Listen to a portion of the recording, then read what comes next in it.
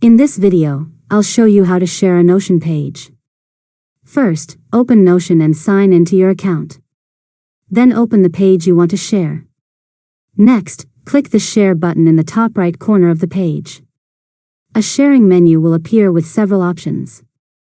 Now, if you want to share the page with specific people, enter their email addresses in the invitation field, choose their permission level, such as can view, can comment, or can edit, and then click Invite. After that, if you want anyone with the link to access the page, turn on Publish or Share to Web, depending on your version of Notion. Then click Copy Link and send the link to anyone you want to share it with. Finally, if you ever need to change who has access, open the Share menu again and update the permissions or turn off public sharing at any time. And that's it. You've successfully learned how to share a Notion page. If you found this tutorial helpful, make sure to subscribe to Learn Mode Lab for more tutorials.